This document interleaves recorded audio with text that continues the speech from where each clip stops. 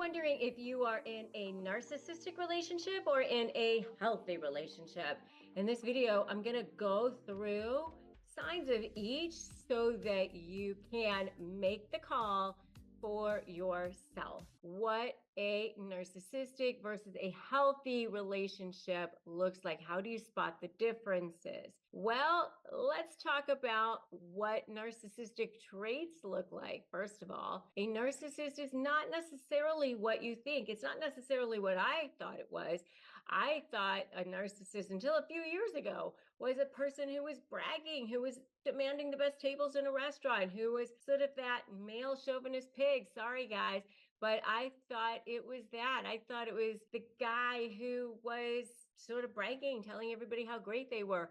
I did not know that a narcissist is actually the opposite of that. A narcissist is actually the person who feels the most shame, who actually feels totally and completely empty inside. And it is a spectrum, it is a scope, but it is a person who feels like they have to get all of their sense of value from external sources.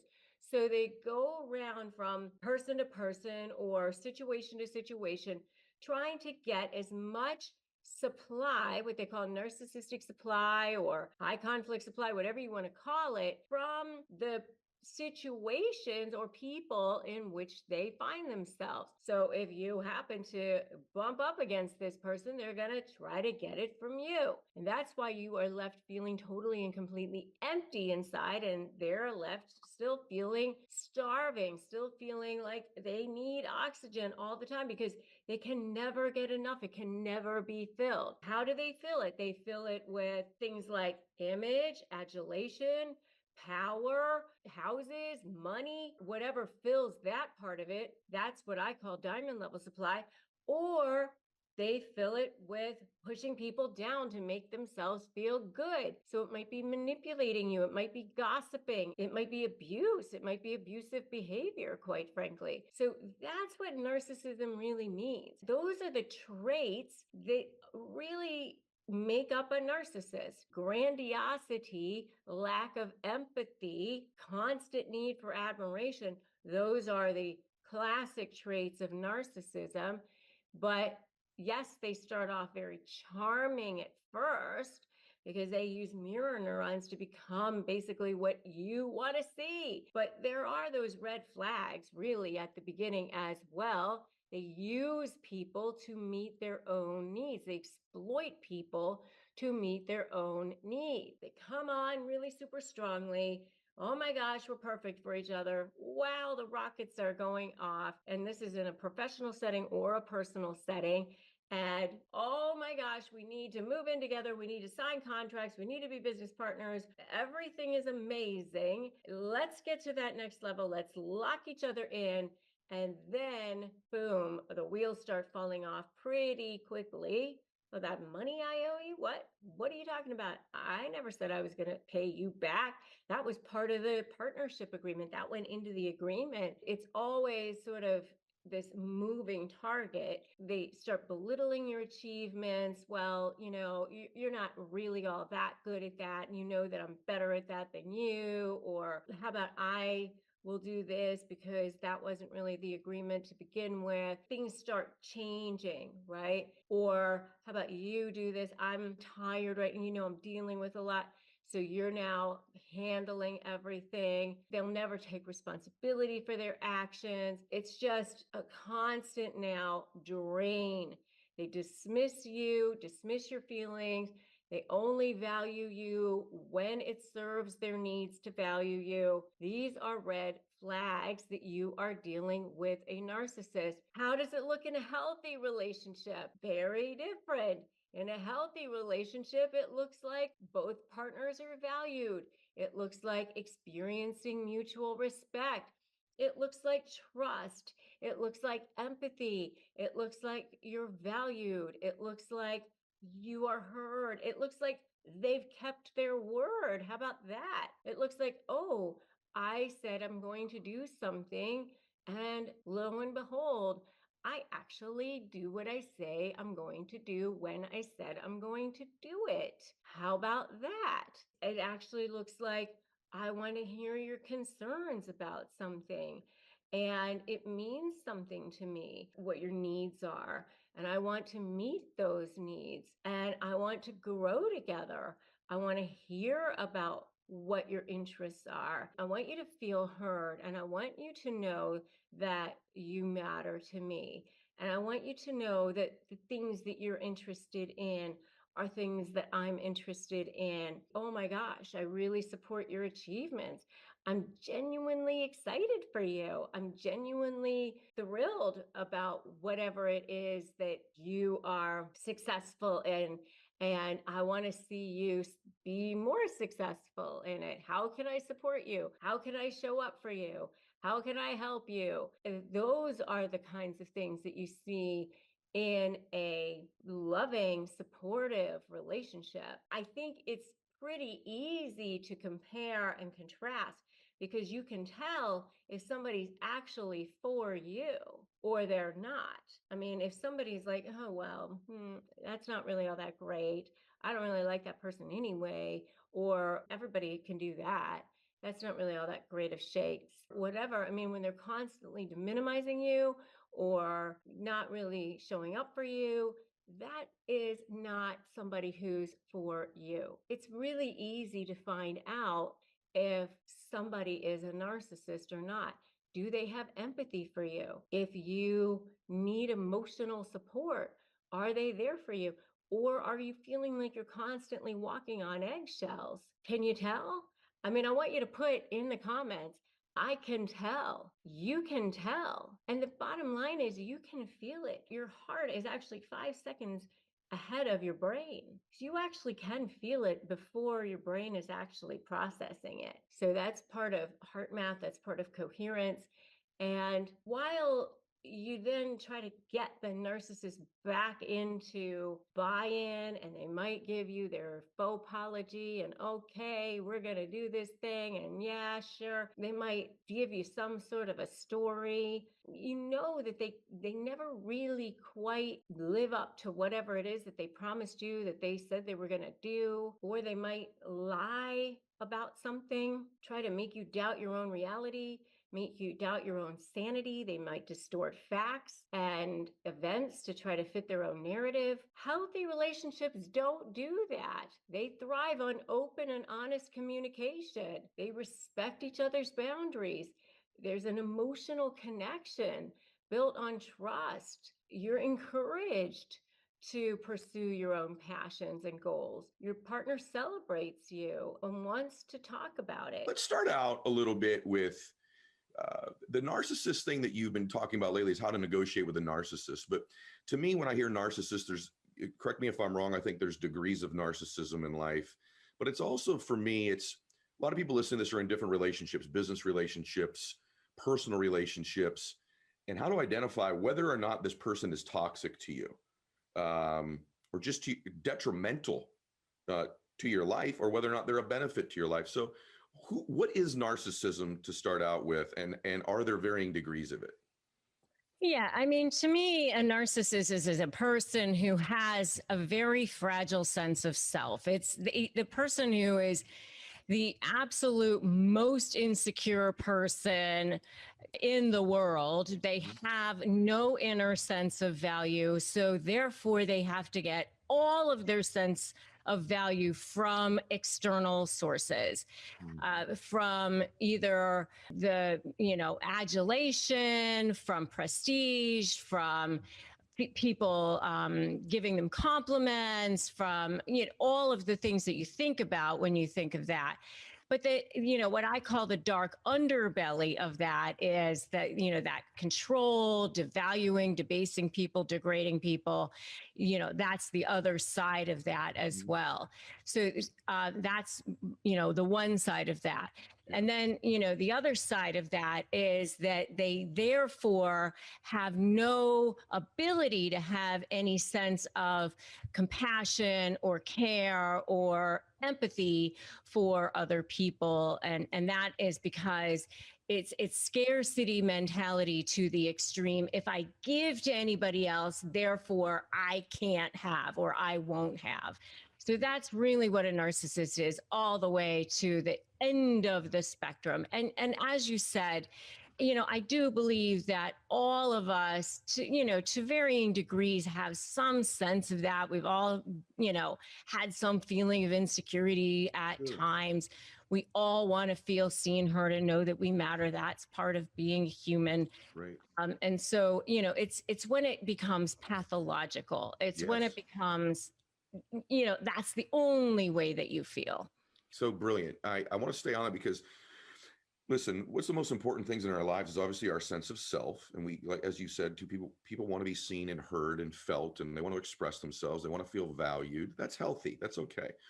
But right now, if you're listening to this or you're watching this, you may be in a relationship where you're like, is this the one? Or maybe you're even married and you're thinking, why are we not happier together? Maybe it's a business relationship that you have, people that work with you, for you, or are a boss of yours. And so I want to hone in on this idea that, because for me, I started to really, when reading about this, people start flashing.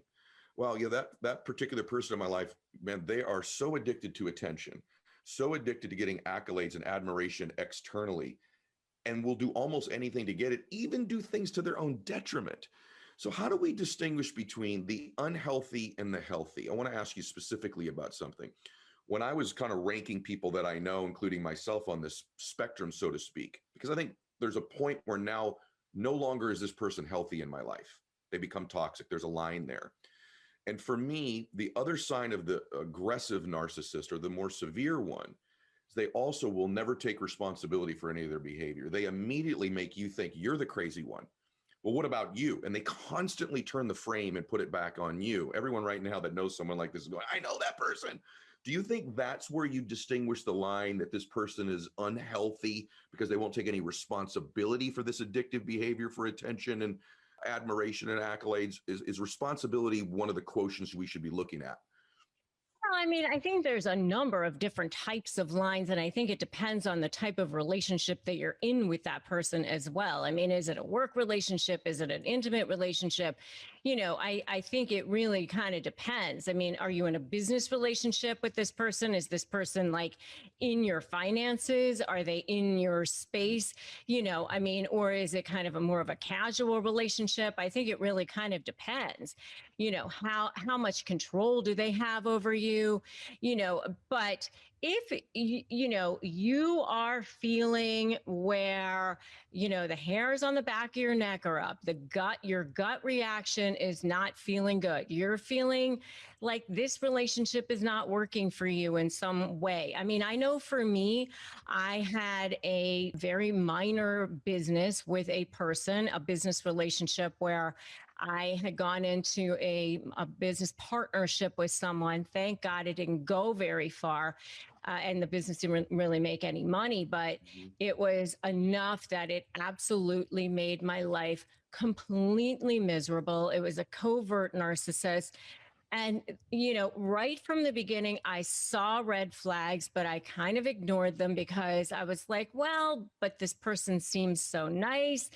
But yet I knew that there were these flags, and I let them go. And I thought that I could overcompensate for them. And I thought that, well, there's these other things that seem good. And Yeah, I exactly. continued, Yes. and I ignored them because I thought that I could make up for them in other ways. And Yes. because I did that, I paid for it so dearly. And it ended up to be one of the absolute worst nightmares of my entire life. Mm, And most of the time with these people, from the beginning yeah. that it's not good. You said You something in see there, the Rebecca. I just want to signs. jump in and ask you about it because to me, you said such a great distinction between business and personal. Personal for me, one of the things I measure is how much of my energy am I using to have to feed this person's ego and prop them up? Right now, if you're in a relationship, friendship, personal, intimate relationship with somebody, measure it. How much of your energy, time, thinking goes to having to prop up their ego constantly, right? And how much energy are you expanding? And is it a never ending thing you're doing? You want to do that the rest of your life. Business sometimes, though, to your point, I'm locked in now and I may need to be dealing with them for a while. Maybe I do need to exit. But if you can't, you have to deal with someone who's got some form of narcissism. You have this thing you say that is so brilliant.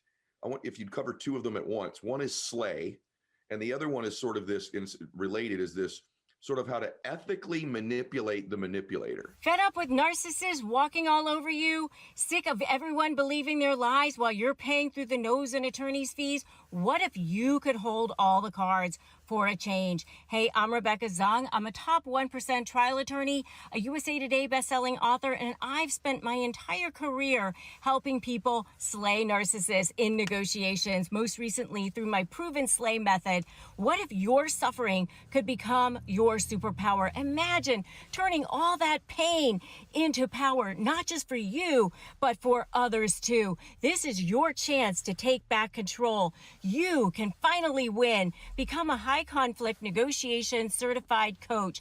Help others while transforming your own life, and do good for the world. This is your chance. Go to RebeccaZung.com/apply, and I'll show you how to turn the tables for good starting today. Talk about this narcissist and how it kind of opened doors that maybe you hadn't really seen right in front of you. Yes. I had really reached, this pinnacle of success and thought, I mean, to the point that other lawyers had called the guy that I was merging my practice with and asked if I had cancer. Like, why would she walk away from this size of a practice? Like, I was literally, at the top of my game. And so I got into this business endeavor with this woman who was, it's one thing to advocate on behalf of others, but when you are for me, in a partnership with someone who's supposed to be your equal, and it was a female, and this person turned out to be what I didn't have the language for at the time, a covert passive-aggressive narcissist. Everybody thought she was so nice, and she was very charming. And, I didn't speak up when I saw things happening. I felt I was transported back to when I had been bullied as a kid. And I had lived this whole life already, very successful. I thought I had processed all of these emotions from when I had been bullied as a kid for being Asian. Here I'd had this whole big life back in Naples, Florida, where I was on top of my game. I had a lot of friends. I had, I was married. I made my daughter, my life was good, and I had, mind you, I gotten married when I was 19. I had the first time. I had 3 kids by the time I was 22.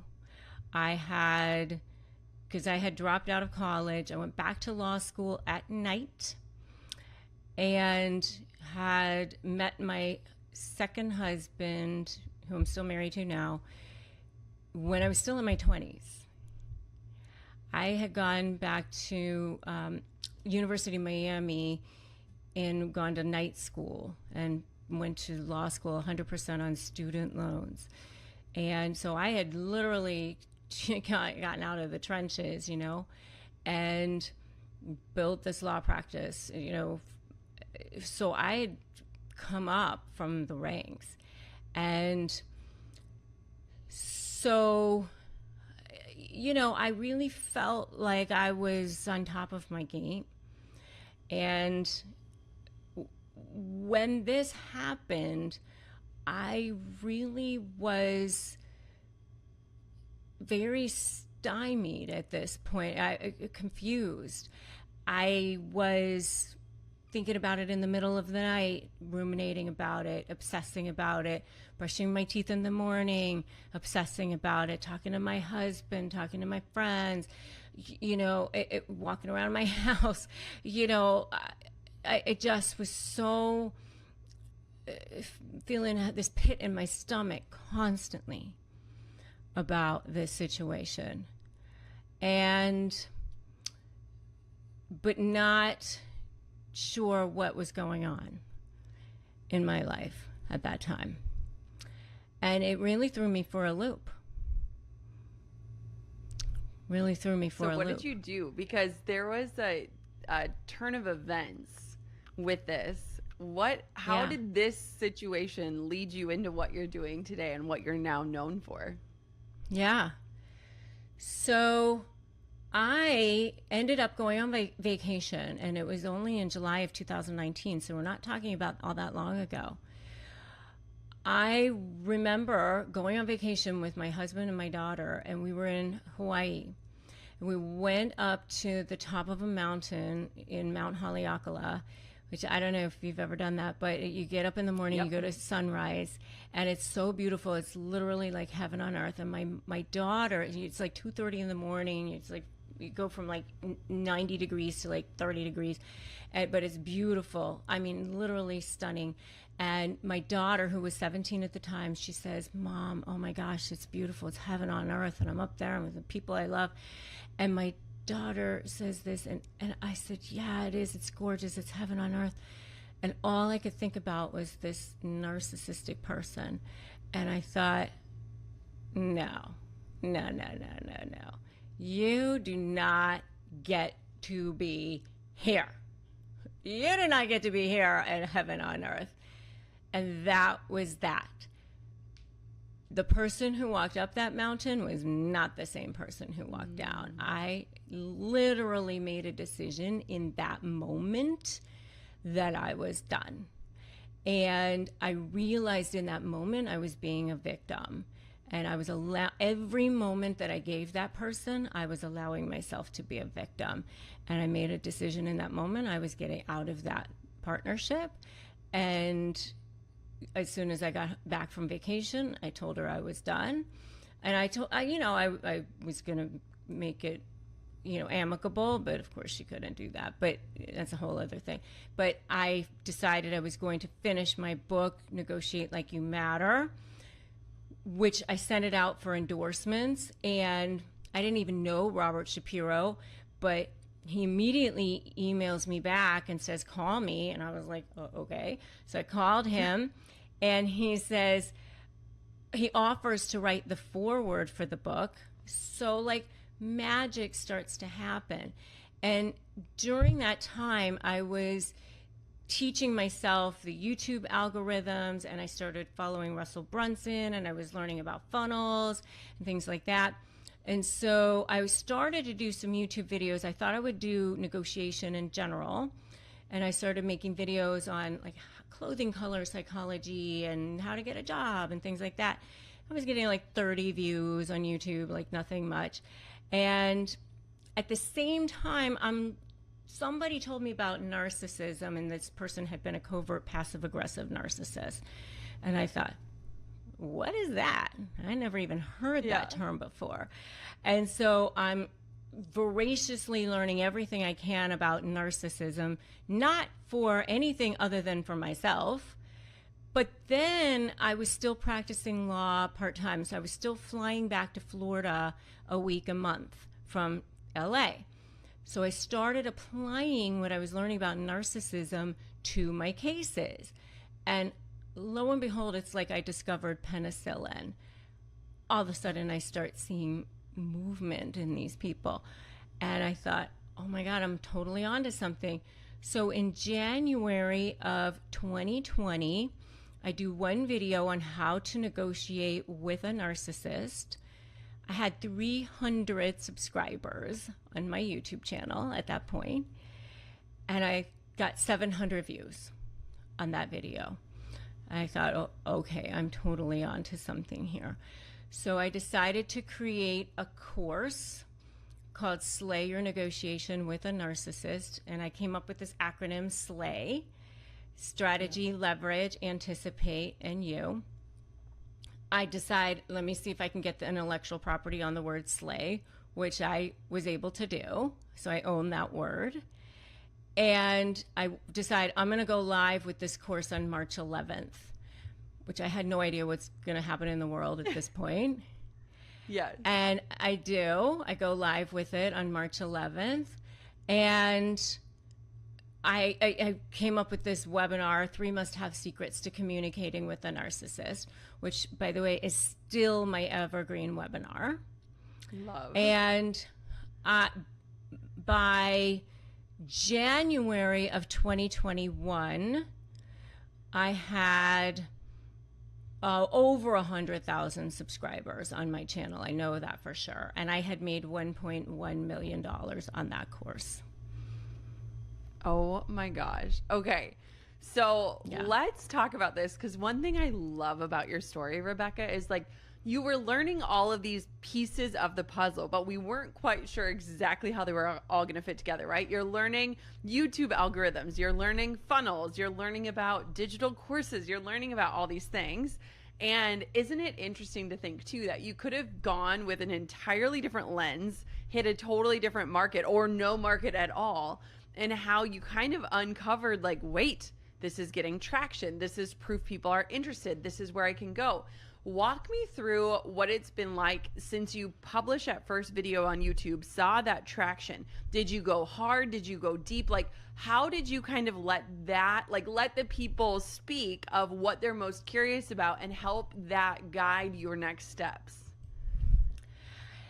Well, it wasn't so easy, frankly, because at first, when I saw that hit, I thought, I don't know if I want to be the narcissism queen, frankly. Yeah, it wasn't so easy for me because when I saw that first one hit, I thought, okay, I definitely need to make more content around that.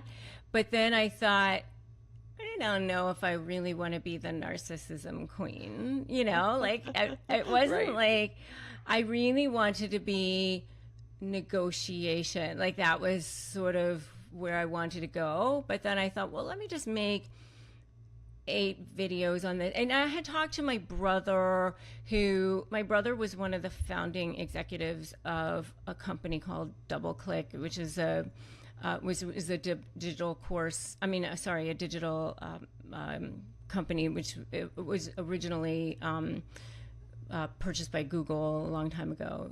And so he was like, just ride the wave, he just thought ride the wave. And at the time he was in the middle of a messy divorce, and I thought, okay, well, maybe I'll just do this for a little while and just see how it goes, so, and it was really, honestly, when I started, the other piece of it, frankly, was I wasn't really ready to talk about my experience with having been in that relationship, because I thought, how did I end up there? Yeah. It was kind of shameful for me. Yeah, because I thought I'm supposed to be strong. I was supposed to be this badass attorney. How did I end up there? And then I thought, I need to get over this blame and shame, and I needed to really let people know that they don't attach themselves to you because you have so little value. They attach themselves to you because you have so much. And they're really good at what they do. They're good at mirroring you. They're good at love bombing you. And it's not just a romantic relationship. It's business relationships. It's all kinds of relationships. So I wanted to let people know that it could be anybody, and the more authentic and vulnerable I got, the more traction I got, and I couldn't be anybody but myself, because, I try to be the same, here and here and here, I want to believe that I'm the same if we're having coffee or if we're having this conversation, on a podcast, right? And so I wanted people to know that it can happen to anybody. And the more I did that, the more views I started to get and the more people I started to help. What did it feel like going from that like very powerful position as a lawyer to this more like vulnerable, authentic person? You're no longer necessarily representing other people and their stories. You're telling your story. And I think for a lot of entrepreneurs, that is so hard. I know so many entrepreneurs who just want to hide behind their work, right? Where it's like, look, but don't look too close. But I do think that you touched on something, that authenticity and that vulnerability is what connects human to human. And the fact that you are this strong, powerful woman and this still happened to you is a sign that it, again, can happen to anyone, and it likely is. And so what did it feel like kind of putting on that new identity of like, okay, I can be me and I can tell my story and it can be received? How was that experience?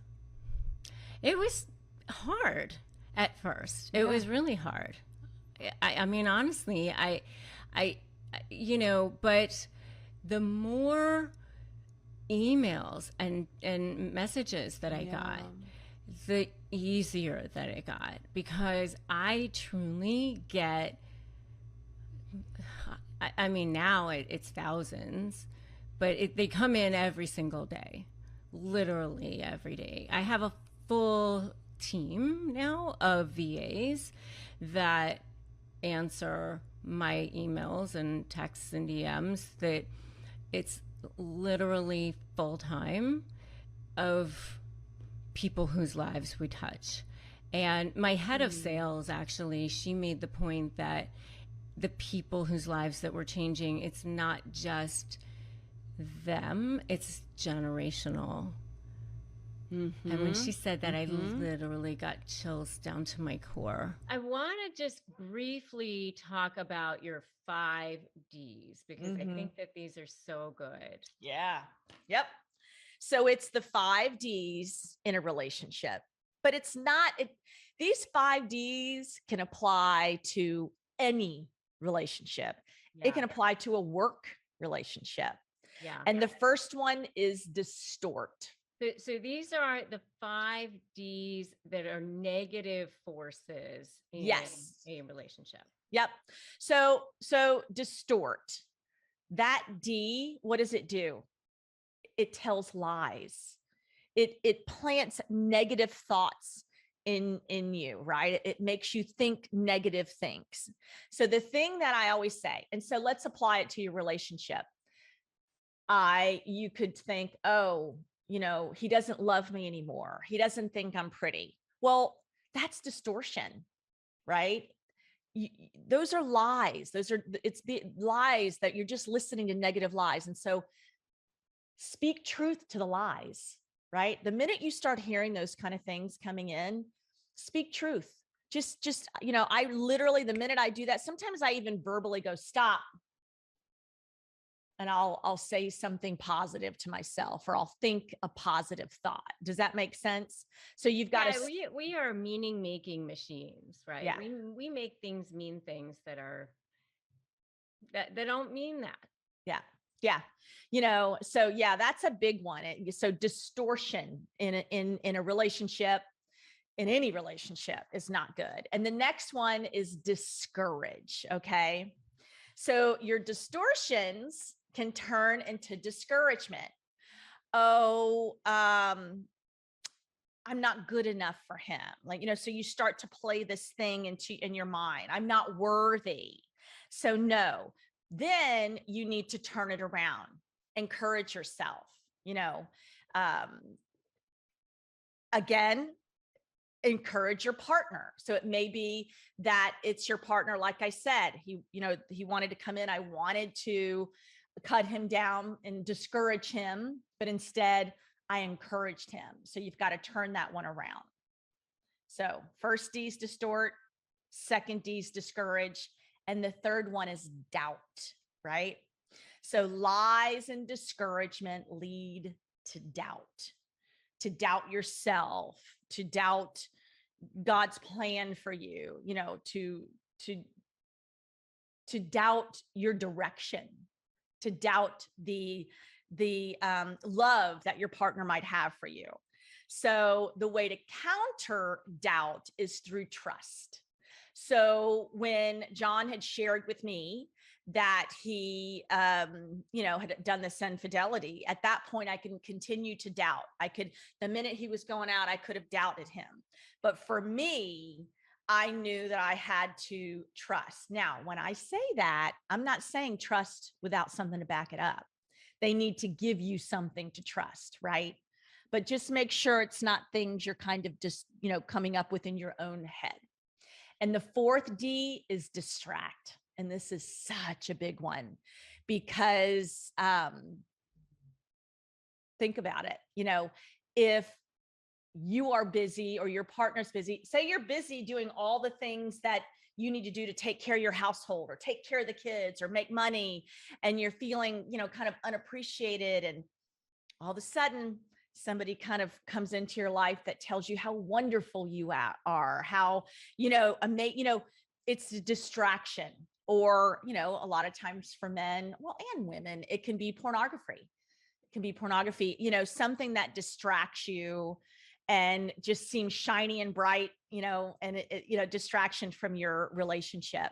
You need to be careful of that because, that there's that whole saying, if the devil doesn't make you busy, and you're right. If the devil doesn't make you bad, he'll make you busy. So it's a distraction. Mm-hmm. And then the fifth one is divide. And that divide, if it's in a relationship or in a marriage, I should say, the divide means divorce. And so you have to guard yourself against those 5 Ds. And so it's about counteracting each one of them. And the divide, again, if you two are connected as a couple, you can really negate a lot of that. It's when you're not united. Again, it's when you're doing the I and not the we. So those are the 5 Ds. Right. And again, we stress, obviously, if you are in an abusive relationship, if you are in a situation where your partner is a narcissist, right, and not willing to change, and being verbally or emotionally abusive to you, then clearly and not willing to be a we. Right. And in that case, then you need to walk away from the relationship. And I'm not one to say, leave the relationship, but there are deal breakers. And exactly what you just named, those are deal breakers. If they're not willing to change, if they're not willing to look at themselves, if they're not willing to be honest, right? That's huge. Here's an example. And it can be, you come up with your own guidelines, but say your partner has cheated on you or has shown that they've been distracted. Maybe for building trust, you can look at their phone. Now, some people might think that's a violation, but you know what? If that's something that you two negotiate and say, you know what, it just would make me feel better until I can trust you. One of the things that John did do, I got to tell you, I persecuted him, and rightly so. I mean, I was so hurt and I felt very, very deceived, right? So when John really, he was working towards being in the relationship and being a good partner, I was allowed to look at his phone whenever I wanted to, and I, hand it over. And now some people might feel like, oh, well, that's that in itself. For me, it was very important. It was very important for me to look and see what was going on because I needed to build that trust. So, your partner has to be willing to do, and, you have to negotiate those together. Yeah. Depending on what they are. And so what does that mean for you? And one of the things that I like is that you have this list of things like what is, a perfect partner for you. And I think that that's an important thing for people. Okay, if they're not going to stay in this relationship, what does that look like going forward? And in some ways it's sort of a manifestation exercise. Yeah. I always say, I did my best relationship work when I was not in a relationship. So, I mean, I dated some real winners before I met John. And wow, I dated an incredible narcissist. Whew, he was a piece of work, but I mean, he brought me to my knees. I mean, there was a lot of pain and a lot of crying, but I was able to work on myself a lot.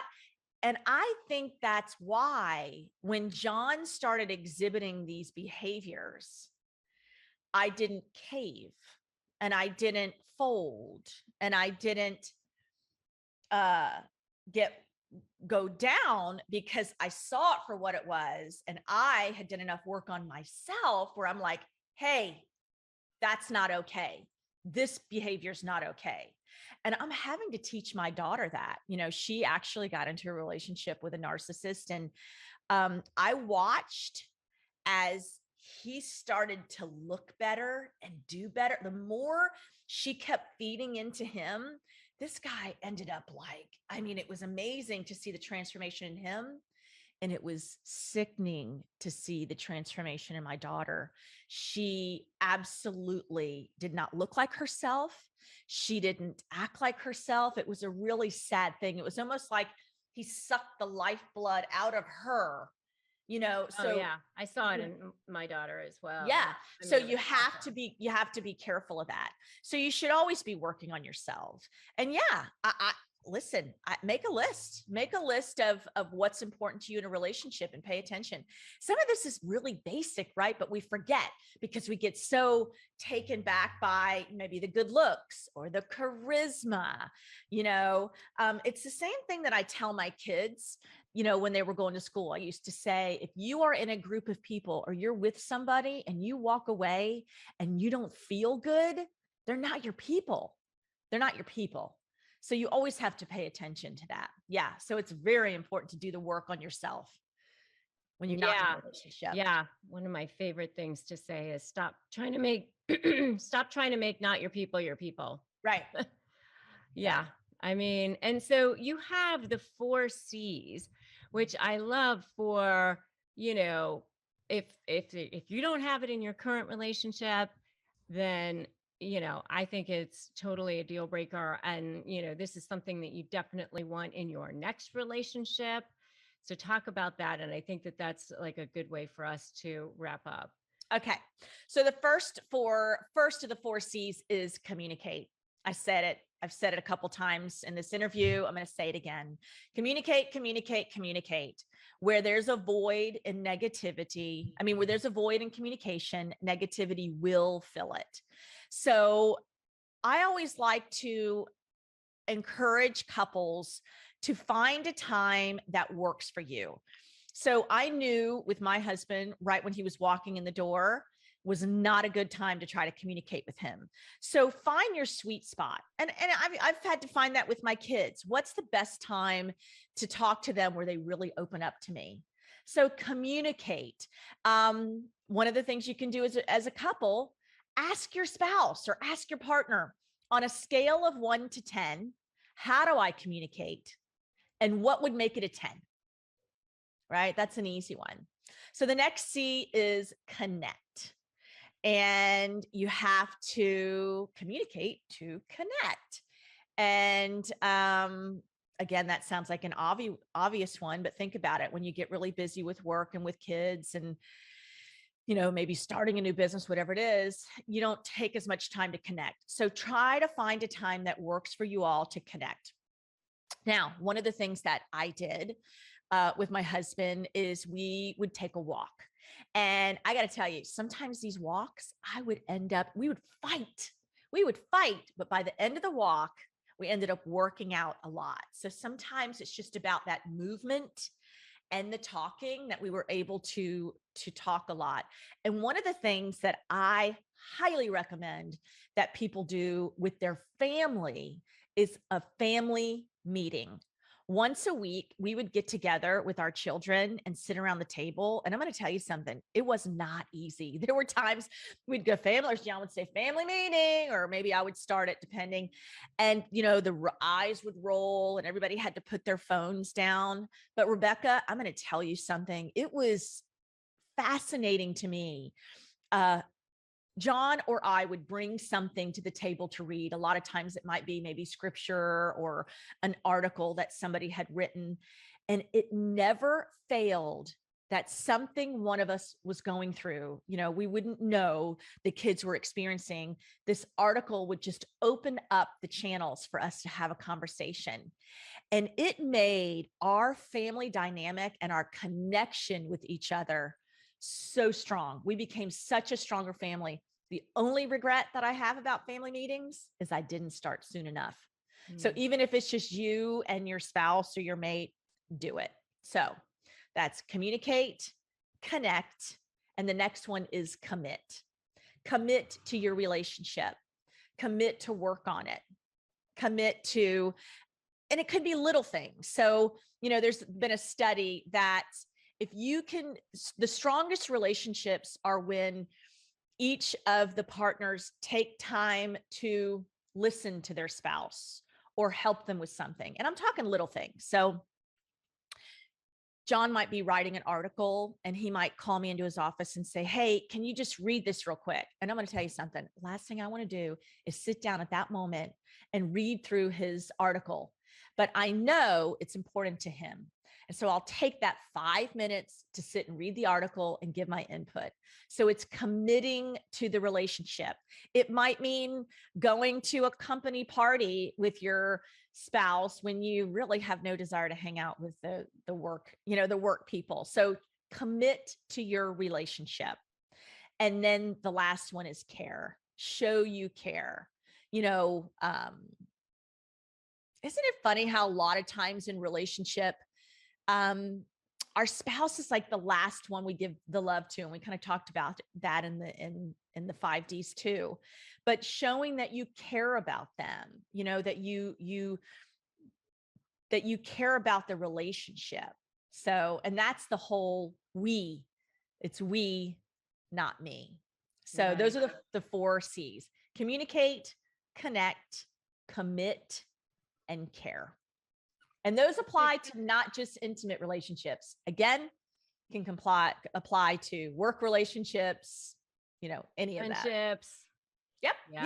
Yeah, absolutely. It seems like every celebrity has access to GLP-1s these days, but what about the rest of us? Now you don't need to be rich or famous to access personalized, tailored weight loss solutions just for you. Through Hers, you can take control of your health. Hers is changing women's healthcare by providing access to holistic weight loss solutions, including GLP-1 treatments with the same active ingredients as Ozempic and Wegovy, oral medication kits, and more. You'll connect with a medical provider who will develop a plan based on your needs. And if prescribed, your medication is included as part of a doctor-designed weight loss program, complete with ongoing care, online support, all at no additional cost. Plans start at just $199 a month with a 12-month subscription, paid up front, and your treatment ships directly to your door. So if you've been struggling with weight loss and you want to find the right solution just for you, start your free online visit today at forhers.com/negotiate. That's forhers.com/negotiate for your personalized weight loss treatment options. Hers is not available everywhere. Compounded programs are not FDA approved or verified for safety, effectiveness, or quality. Prescription required. Restrictions apply. Wegovy and Ozempic are not compounded. All right, so early red flags of narcissists.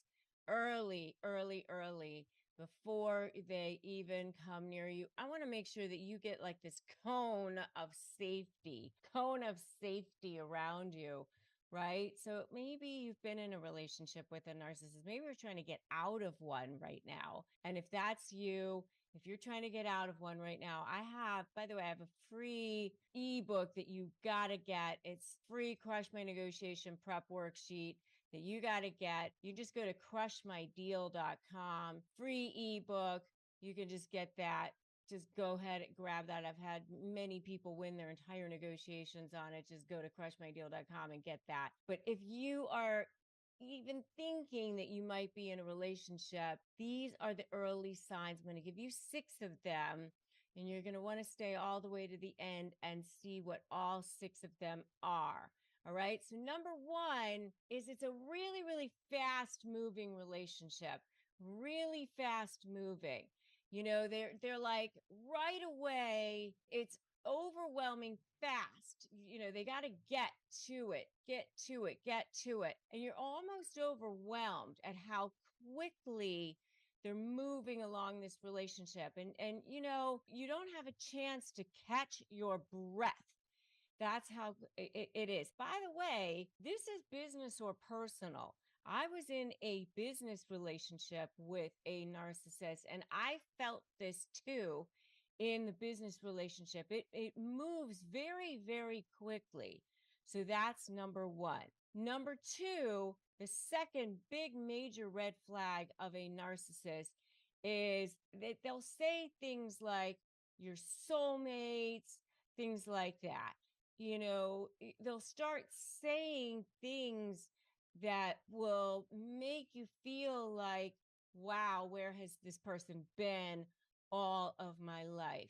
Right away. I mean, they might even say that on the first date, or maybe even before the first date, they'll say things like that. So that's number 2, early red flag that you are in a relationship with a narcissist. Number three, they will say things like their ex is just crazy. They'll start right away with how horrible their ex is and how awful it was with their ex. I mean, they might even say how horrible their ex is with their kids, that they're alienating them with their kids. And it was just an awful, traumatic situation with their ex. That's another massive early red flag that you are in a relationship with a narcissist. If you are with a person that has a great relationship with their ex, that's a good sign.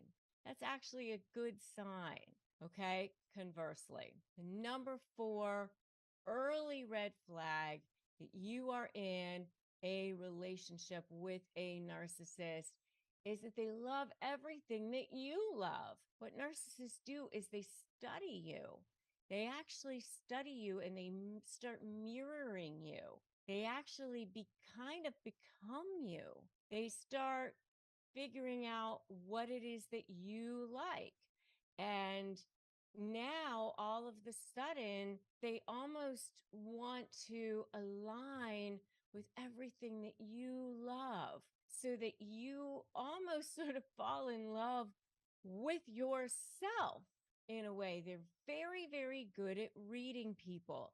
They've been doing this for years. I don't know if many of you have read the book Outliers by Malcolm Gladwell, where he talked about it took 10,000 hours to achieve mastery.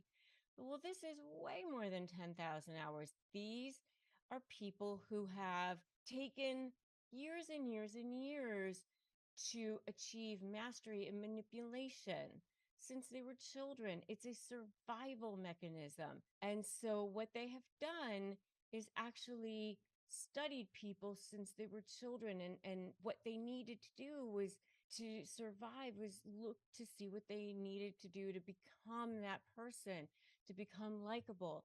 And so they really almost become that person just to get in with them, just to become assimilated, just to get to that next level of commitment. They love everything that you love initially. And I have a whole series of videos on this love bombing, and then they go into devaluing and then the discard phase. And you can check out my videos on the 3 different levels of a narcissistic relationship yourself if you would like. And now after all of this, your eyes will be wide open. So I want you to put that in the comments right now. Eyes wide open. because that's where you'll be from now on, eyes wide open. So that's number 4. Number five, early red sign of narcissism is they'll tell you a sob story to get you to feel sorry for them. You know, maybe they had a horrible childhood.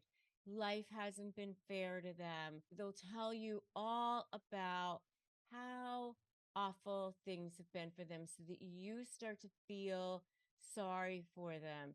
Maybe their parents weren't good to them or something happened to them, because they want you to start to empathize for them, have compassion for them, take care of them, start giving them that narcissistic supply that they're seeking.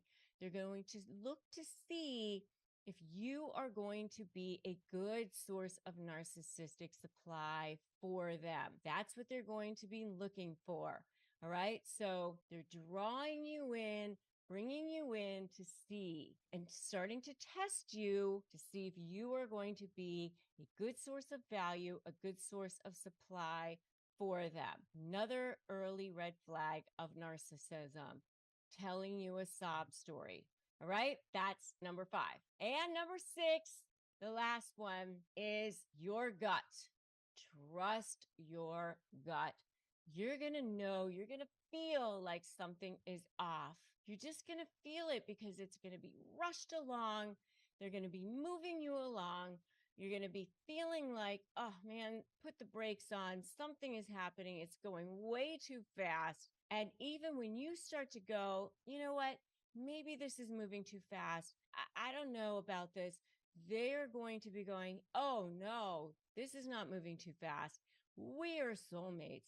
This was meant to be. They're going to be, every time you start to have concerns, they're going to have an answer for you. They're going to be right there, not even giving you that chance to breathe, not giving you that chance to think, because they're going to be right there in your face with the emails, flooding your inbox, showing up wherever all the time. And they're going to know exactly what to say, be perfect at every moment until they lock you in. And that'll be the next level. So I think that is so good. And I think I want to go into some of the things that you were saying about having a friend who was going through it. And I think that that is actually a really good point, because I know for me, when I was dealing with it myself, it brought up so many feelings of, being bullied as a kid. Mm-hmm. And I was dealing with somebody who was a covert narcissist, which I had never even heard of that term.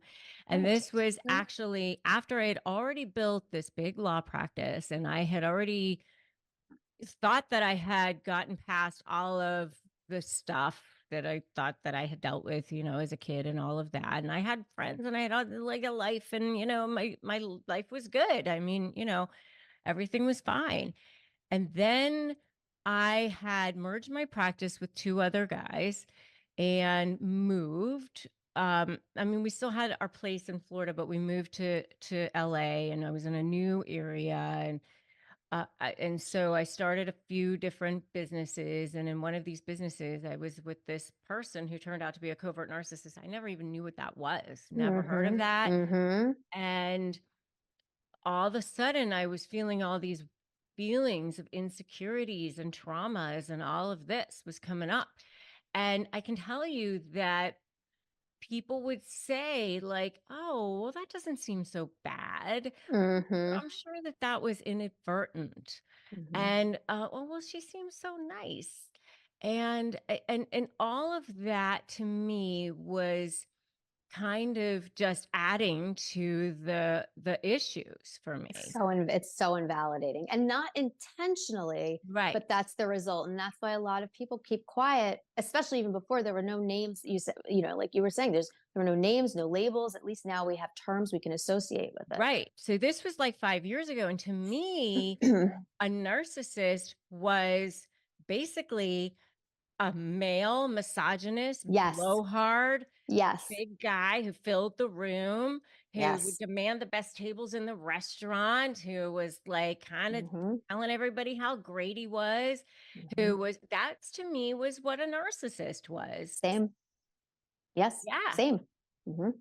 So I definitely never thought of this person as a narcissist at Mhm. all. Mhm. And so I just was like really afraid that everybody was going to think it was my fault and everybody was going to think that I was the problem and that, you know, and so I want you to speak to that a little bit Mhm. about how to support somebody who's telling someone about that they're in these relationships and Mhm. how to help people in narcissistic abusive relationships.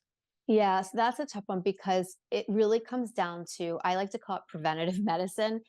This is why you and I do what we do. It's not even just educating people who are in abusive relationships, but so much of what I talk about, I also direct towards people who aren't in these relationships as a way to, one, prevent them from getting into them in the future, but two, to understand it enough where if somebody they know comes to them, they don't dismiss them, they don't make them feel that they're overreacting. They don't invalidate their experiences, even if they don't mean to. That's what happens. So education, I think, is the first thing, is really learning about what it is and what it looks like. When I work with people who, let's say, have a narcissistic kid or have a narcissistic spouse, um, you know, or actually, I'll give you an example. Working with somebody who is not themselves in a narcissistic relationship, but let's say they have an adult child who's married to a narcissist and they're seeing all this stuff going on and they don't know what to do and they feel helpless. And I'm working with that parent in terms of kind of exactly what you're saying. The first thing I tell people, in addition to educating them, is no matter what, do not cut ties with them. Even if you haven't spoken in forever, because chances are the narcissist is isolating them slowly, slowly, slowly. And you probably feel that. You're probably confused as to why. You don't know why they don't like you. They don't know why they don't want to talk to you. Even with all of that uncertainty, even if you're so angry at them for distancing themselves from you, if you know that that the isolation's happening because the narcissist is isolating them, you can still stay in there and not take it personally. And even if they don't understand that, I just tell them they're going to need you at some point as part of their exit plan. And they're going to need somebody to call or to go sleep on their couch, or they're going to need money, whatever the case may be. Stay there, because if you disappear on them, as angry as you may be, as unfair as it may be, you don't want to deprive them of the opportunity of getting out. So that's the other thing I tell people. It's such great advice. Such great advice.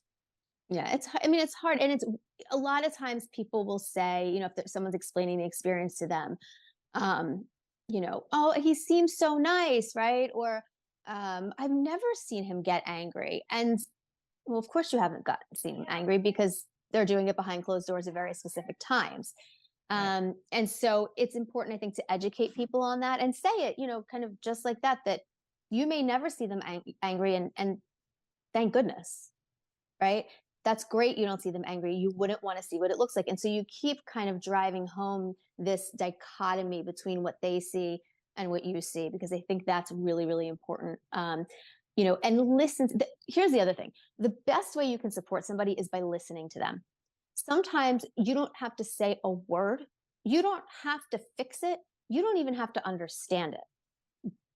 But the support that you get from someone just listening can be huge, just knowing that somebody's there.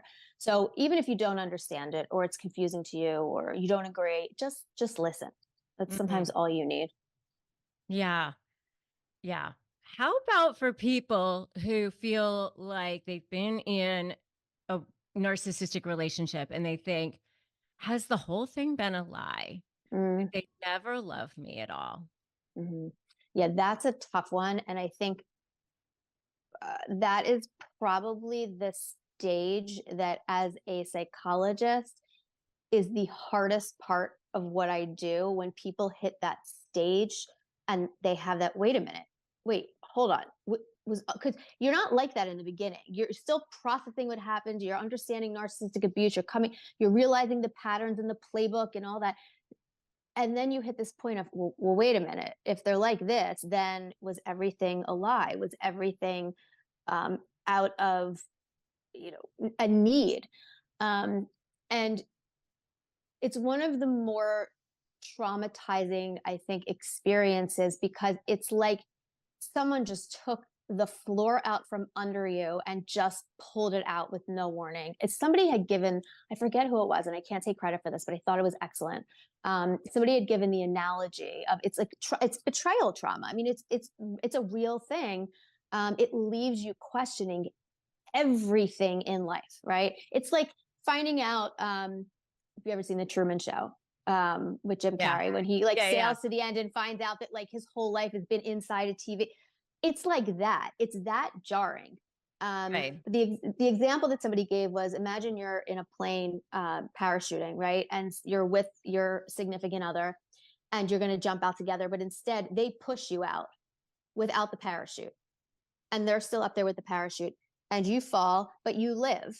And you look up and you see them up in the plane and they're smiling and waving, and that's it. You never see them again. So it's like that. You're supposed to pick up the pieces and try to regroup when the whole world has just been pulled out from under you.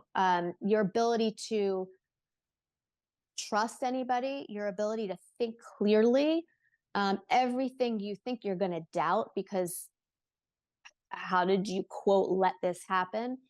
You're not yet understanding how gaslighting and manipulation over years and years work. So it's really hard to comprehend, and it's a very jarring experience for people. It really is one of the most difficult, again, from a treatment standpoint. It makes my stomach turn when they hit that point, because it's bad. Yeah. So how do they do it? What advice can you give to somebody? Yeah. So I focus a lot on the whole, it literally had nothing to do with you. There was nothing you could have done better or different. And they find some peace eventually in the fact that this person's going to do this with every other person they're with, and probably worse. That you will not be the last person, right? And that they are not even, it's not that they chose not to love you, because I like to focus on the part that doesn't make them feel like they weren't loved because of something about them. But this person was not capable of that. It has nothing to do with them actively choosing to love you or not, or falling out of love with you. That was never there to begin with. And they'll say, I want them to get back to where they were, or how we used to be. And working with them on the idea that how they used to be was not them. That was an act. And as troubling and upsetting as it was, that wasn't them falling in love with you and now they're falling out of love with you. It was a show. It was a facade to get you to a certain point so that this could happen. And that no matter what, this would happen eventually. That it has nothing to do with you. And I think that gives them a little bit of objectivity. They're able to separate themselves from the behaviors of their ex or whoever it is that they're in the narcissistic relationship with. It allows it to be a little bit separate, so you can look at it. So you're not as entangled, because it's so hard to comprehend that somebody can do that. And I sit with them in that. I sit with them in the total disbelief that somebody could do this. And I think that also is very helpful, that their feelings of this craziness, of this chaos, is valid and being validated. That helps a lot. I'll admit it, I'm that person. I'm the one the night before a birthday, an anniversary, or any kind of special occasion, I'm frantically searching the aisles for the right card, and one that doesn't seem kind of corny or cringeworthy. You know the struggle, right? But then I found Moonpig. It's a total game changer. They have tons of adorable, funny, even heartfelt designs ready to go, and you can even personalize them, which is super cool. You can even upload your favorite photos.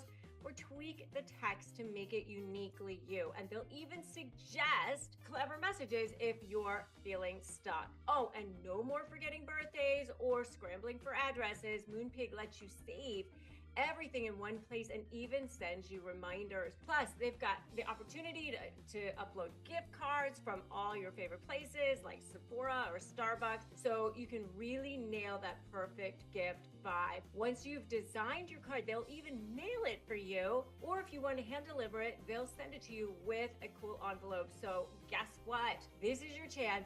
Your first card is totally free. Just use the code FREE and go to moonpig.com/US/negotiate. Seriously, stop stressing and start impressing. Make someone's day with Moonpig. Try it right now. Now, let's talk about why the narcissist doesn't really get over you. It just looks that way. They may be off. They may be in the distance. They may look like they are gone forever, but they are really not gone forever. They're just still lurking out there. They're still like pouncing away. They're like ready to see if there's any supply left. Why do I say that? I know it sounds so maybe pessimistic. I don't know if that's like maybe not even strong enough of a word, but it's probably true. So if you found yourself in the aftermath of a relationship with a narcissist feeling bewildered at how quickly maybe they seem to move on, or wondering, are they still out there? I want to shed light on what appears to be actually going on. It's pretty complex, but they kind of keep their relationships always sort of on a shelf, almost like, they're storing up food for the winter or something. Like, I wonder if there's any supply left in this one, or maybe this one, or maybe that one. Like they're masters at projecting an image of invincibility. It's not really invincible. They look like there's an emotional attachment going on there, or detachment. But when it comes to the end of the relationship, they may flaunt their new relationships. They may engage in attention seeking stuff going on. They may appear to be completely unaffected, but underneath that facade lies a completely different story. They've got the self that they project out here, and then there's that scared little self that's going on underneath. Okay. Beneath that facade lies a profound fear of abandonment and an unrelenting pursuit of narcissistic supply. I mean, and when I say unrelenting, I mean this is the only thing that drives them, literally. And when that relationship ends, that ego is bruised, bruised, bruised. And that sense of superiority is threatened big time. And to cope with that, narcissistic injury is in disarray. It's bruised up big time. And to cope with that, they resort to manipulative tactics, and they're like plotting and planning to like, what can I do? What can I do? What can I do? They're looking at ways to regain control and power. And if there's like any way to do that at some point down the road, they're going to try to do that. Right. So that's why you see like this little, little DM kind of pops on into your inbox at some point, and like, oh, I just want to let you know I might have had surgery at some point. Oh, I didn't mean, did that happen to you? Did that go into your inbox? Oh, I didn't mean for you to find that out. Like, is they're just looking to see, is there something there that you might still care at some point? Has that happened to you? Have you seen it? Give me an amen in the comments if you've seen it. Right? I know I've worked with countless individuals who've experienced the aftermath of relationships with narcissists. One client, I'll call him John, he experienced years, literally years of emotional abuse from his former narcissistic partner. And when John finally ended the relationship, he was shocked, literally shocked by his ex's seemingly carefree attitude. Oh my gosh. She quickly moved on. Okay. New relationship, flaunted her newfound happiness. Oh, here I am with my new relationship, right? And I don't need anybody else. But behind closed doors, John discovered the truth. His ex was consumed with bitterness, resentment, smearing him to anybody who would listen. Here she was like looking to manipulate to regain control. Okay. He was shocked by this. If this is you, you need to make sure that you are taking good care of yourself. Make sure that you have a good support group. You know, Narcissist Negotiators with Rebecca Zung is my online Facebook group. Join that. You are doing breathing exercises. Take a deep breath right now. Doesn't that feel good? Again right now. Shoulders back. So good. Yeah. Deep breath. Just look ahead. You don't need them. Don't look back. You don't need them. It's crucial to understand that you don't need them. First time that we actually spoke and did a podcast swap was the first time that I think you actually realized that the person who fired you in that whole situation was actually a covert narcissist, right? Yeah, no one had ever articulated it like that to me. I didn't really know the definition of a narcissist. So as we were in real time talking through that situation that occurred for me now 6 years ago, you came to the conclusion live while we were on the show. You said, this woman was a narcissist, Heather. And I had no idea. It was shocking, to say the least. Yeah. So let's talk about that a little bit more now that you've had a little bit more chance to process that.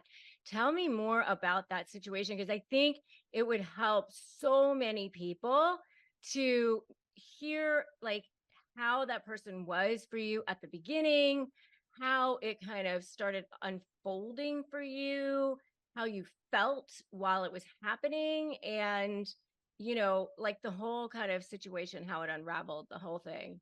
Sure. So I was at that company for 14 years. And like many people listening, you work with people in a company, you don't necessarily see them every day if you're not reporting into them, right? You don't deal with someone every single day. She was the CFO of the company on the financial side.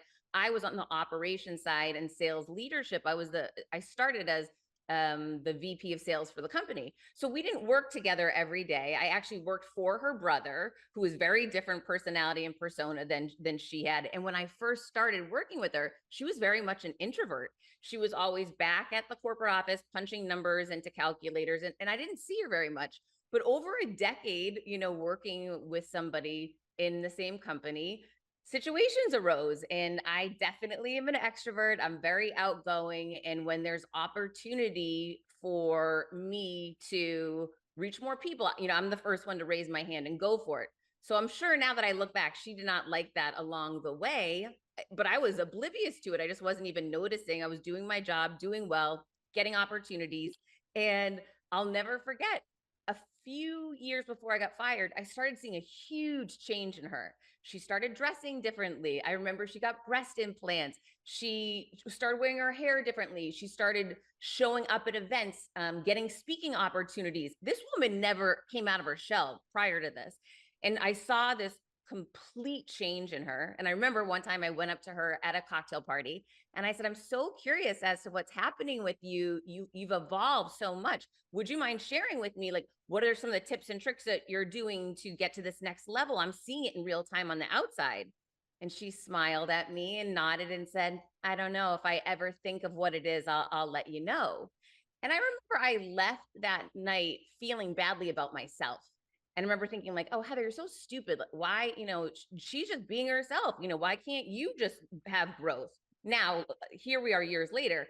She hired a publicist. She hired a professional speaking coach. Like, she had a personal shopper. I mean, she had invested so much in herself. She just didn't want to admit it to me, right? Literally down to she was having surgery on changing how she looked. But she didn't want to be honest or transparent with me, which left me feeling, kind of badly that, oh gosh, I'm just trying, I'm not growing at the level another human being is. It's my fault, whatever. And so that was sort of the beginning of when things went awry with her and I. Little did I know, behind the scenes, she was making a play for the CEO position. I had no idea. And I was doing my job, doing a great job during the time. And suddenly her father became ill. And unexpectedly, no one thought she would make a play for the interim CEO. She did. And she had been working the board behind the scenes, and she was elected interim CEO. We were all shocked in the operational division because she never had anything to do with us. Her brother, who I was very close to, we were all completely shocked. And so suddenly I was reporting in to an interim CEO that I really had no rapport and relationship with. And that's when things became hell on wheels. I mean, every day, passive aggressive, not including me in conversations, ignoring me. I was the only other woman in the C-suite with her. She would never say hello to me at meetings. She'd walk by me as if I wasn't at the table. You know, I could raise my hand to want to contribute, and she just would look beyond me. It was, you know, not following up with requests for reimbursements, for payouts for my team, just this game that would ensue. And I couldn't win because she was the one holding the pen, you know, with the checkbook at the end. Oh, yeah. So all of a sudden you became a threat to her. And when you are a threat, you will always be the target. That is for sure. Yeah, right. But everybody else probably thought that she was so nice, thought that she was so great. And so what happens with people like that is there's always some element of plausible deniability, right? There's no way to tie it back. There's no way to tie it back. She could always say, oh, Heather misinterpreted what I was saying, or oh, I didn't realize that I didn't notice her. Or it was all these small infringements that were actually really big. Right, right. So you just always, so there's no way that you could actually tell people about it. I mean, that's the thing that I always tell people about covert narcissists, because when you go to tell people about it, they often say, well, that doesn't seem so bad. Well, toughen up is what people would say to me. Toughen up, Heather. Come on, don't be a baby. Since when are you a baby about things? Yeah, yeah. Or you know, it doesn't seem so bad. It seems like it was probably inadvertent. You know, it seems like, well, they're usually so nice. Maybe they had a bad day. You know, like even now when I go to tell people about the things that the other person was doing, they're like, okay, it doesn't seem like so bad, you know, but over time, it just starts to add up. And you just start to, you know, you feel like you're going crazy. Yes, that's the hardest part of it, is that you feel completely isolated and alone. No one's seeing things the way that you are, and people are telling you that you're wrong. You start doubting yourself, and you start doubting your own intuition, and that's when you really lose it. Yeah, especially when it's day in and day out, over and over and over again. Oh yeah, I mean, it showed up for me, and me throwing my back out, losing my hair. I mean, I was having physical issues as a result of this crazy situation. Yeah. And you just you're like, you go to bed at night, you're ruminating about it, you know, you wake up in the morning, you're thinking about it, you know, you just feel sick. You feel sick. Oh yeah, and she would do the most invasive things, like it was Christmas vacation, the whole world's off, and my phone would ring, and you would know that you had to pick up the call if she was calling you. And so it was the night before Christmas, and I have to pick up the call and just be lambasted about, you know, that we're missing earnings or something that could have absolutely waited until the next business day, but it was just a way to torture me and show me that she had control over me. Yeah. So how did you manage it? How did you manage it on a date? And first of all, how long did that part last? About a year and a half. A year and a half. And you know, a year and a half doesn't sound that long to people who might be listening. I know for me, like my situation was like, it was only like a year, but that it seemed like so long. It seems like forever when you're in it. Forever. I mean, it's just awful. And so how did you manage it on a day-to-day basis when you were dealing with it? I remember that I had gone to her brother, who was my boss. He was the president of the company before she was elevated. And so I had expressed, you know, my upset, explained the situation. He kind of said that, you know, toughen up, just, you know, figure it out, play nice in the sandbox. It's not that bad. And I knew that I was not doing well. So I thought, okay, how can I get her to like me? Maybe that will improve it. So I started dimming my light. I thought, if she sees me as a threat, I'll take a step back. I'll become a B-rate version of me. I'll dial down my personality. I'll dress differently. I'll behave differently. And what I did was I chipped away at my confidence, and I suddenly was filled with self-doubt. I was second guessing everything I was doing. And I became a B-rate version of myself in hopes that it would make her feel better about her. Mm. Oh, that is so good that you're saying these things. I mean, so good that you're saying these things. I mean, not good that you did that, but that you're sharing this and being so raw and authentic about this. Because I think so many people feel the same way. Like, if I could just do this, maybe it'll make it better, or if I could just maybe be better, it'll make it better. Maybe she'll see that I'm better, and that will make her better. I Yeah, think that but is. spoiler alert, it doesn't work, because I did it for Oh. an extended period of time and it backfired. She gained power from that because I had shrunk back, and Mhm. she took more space. She became louder, she became bigger, she became stronger, and I was doubting myself more and more and just kept shrinking. It was a terrible strategy that I had implemented. Yes, yes. Oh, that is so good. So good that you are talking about this. Oh, so good. And I think what happens a lot of times for people is, like, the smaller you become, the more they hate you, the more they feel like disgusted by you. And I think a lot of times, for other people, and I don't know that this would have happened with you, but I think a lot of times for people, they start to mess up more, or they start to make more mistakes, or they start to feel, I know this isn't what happened with me. I know for me, it was just more like I became more and more, for me, I became more and more resentful. I became more and more like angry, or, and it just, the situation, because for me, it was a partnership. It wasn't that kind of situation. But for me, it was like, I became more and more like, I don't even like this person, and so it was less and less of a friendship, because I just didn't even like the person anymore. So I just started to avoid having to interact with the person. Um, so how did it change? Like, how did you shift that dynamic? What changed? She fired me. And so, I mean, it really didn't until then. She was a very smart woman, from a book sense and from what she'd achieved in finance and whatnot. And I just assumed she would never fire me because I was a person driving the revenue for the company. And when she was finally announced the official position and title as CEO, permanent CEO, her assistant called me and said, come over for a meeting. I drove 3 hours for the meeting, walked in, and she was all smiles and so excited to see me with a stack of papers, and said, well, now that I'm CEO, I don't need a chief revenue officer. So you can sign here and you get a check, or you can sign this memo instead. One memo said Heather Monahan's been fired.